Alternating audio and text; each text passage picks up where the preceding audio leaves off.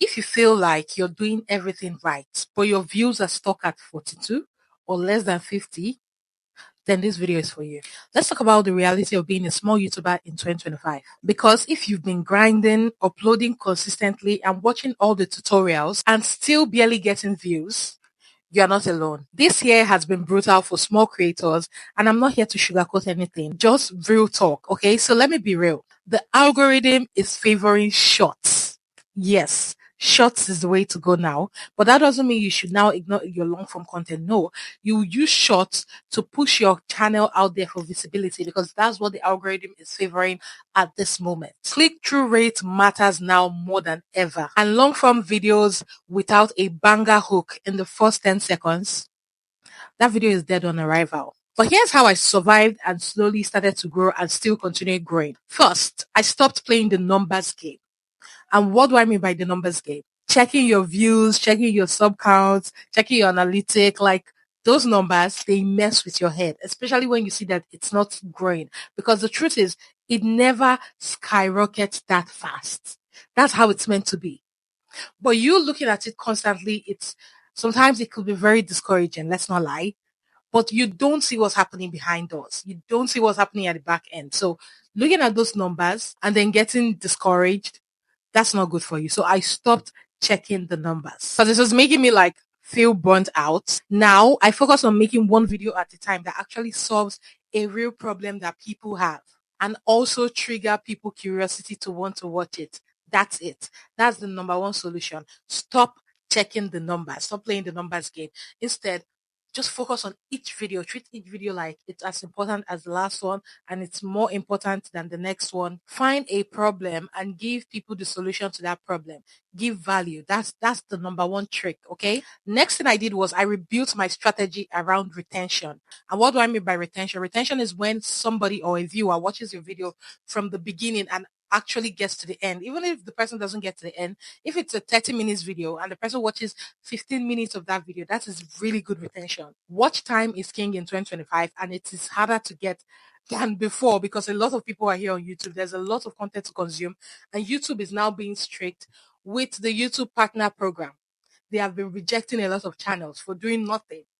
So watch hour now is like it's gold. I started scripting my videos with retention in mind. Like you script it in a way that it's engaging, it has a storyline, like people watch the video from the beginning and they actually want to get to the end.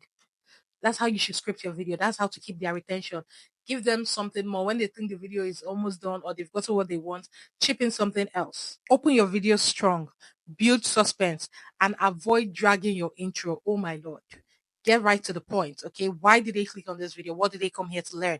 And then from there, keep dropping hints of the next thing you're going to say. Keep them like intrigued. Build up suspense so they want to stay to hear the last thing you're going to say or to get to the end of the video. This builds up your retention, which is good for your click-through rates, which is also equal to your watch hour. Thirdly, I leaned into topics that people are actually actively searching for. Like I already taught here, I taught you how to use the YouTube search bar to know what people are searching for and to also generate tags for your channel. That's the same way you can also generate video titles for your channel. Know what people are actively searching for and make a video about it so that your own video also pops up in search. Forget about trying to be unique every time. Do what everybody's doing. Just do it in your own way. Spin it in your own way. Don't say, oh, I have to think of the new thing. Let me be the one to create the new thing. No, do what already works. Because if no one is searching for it, then nobody's watching it. If you make a video about something that nobody's searching for, it's not solving any problem, it's not giving any solution, then nobody's going to watch it. That's just the truth. You can use tools like vidIQ, TubeBuddy, ChatGPT. Like if you haven't gotten my ChatGPT prompt, the 20 plus viral prompt pack, I don't know what you're waiting for. Send an email. It's just 5,000 naira. It's going to help you tremendously. Like this kind of problem, it helps you solve this kind of problem. It helps you with your scripting. It helps you with your titling. It helps you with video ideas. Everything is in that pack. So if you're still interested in that, send an email to stephaniemikeworks@gmail.com and tell me you need the viral prompt pack. Okay. Stop wasting time. You have to get to it. You can even use YouTube's autocomplete to figure out what people are searching for. Like these things are the on the ground things you need to do before you put out the video, before you even start a channel. And most YouTubers, they do not go through this process. They just create a channel and post whatever they feel like posting. That means you're not here to grow. You're not here to make money. Always build your video for the algorithm, not against the algorithm. Okay. And who are the algorithm? The algorithm is the viewers. Do not view the algorithm as a technology or just an analytic. The algorithm are your viewers. When you start viewing the algorithm as humans, then you know who you're making video for. Those are the algorithm. Okay. When you hear the algorithm, don't get all overwhelmed and be like, oh, the algorithm hates me. The algorithm is actually just your viewers. Lastly, I gave up on perfection. It can never always be perfect. Just start. No more overthinking thumbnails for 6 hours, because the truth is, once you've gotten a hang of it, it's very simple. When I first started, I made sure I put in a lot of time into my thumbnail until I got my style and I created the kind of style that I love. And you guys recognize anywhere you see my thumbnail, you know that that's from my channel. So now my thumbnails literally take me about 15 minutes or even 10 minutes sometimes to do. No more recording the same line 15 times. You keep repeating, oh, I didn't say it this way. You press restart. I didn't do it this way. It can never be perfect. If you keep doing that, you keep dragging it. Getting it done is better than perfect.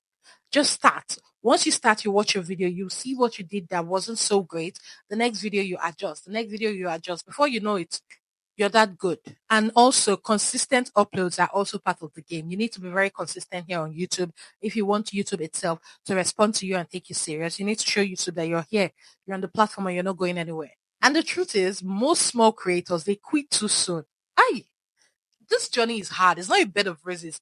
It's like it's a journey you need to actually go to, because the reward is very fulfilling. The reward is worth it. So you actually need to go through this process.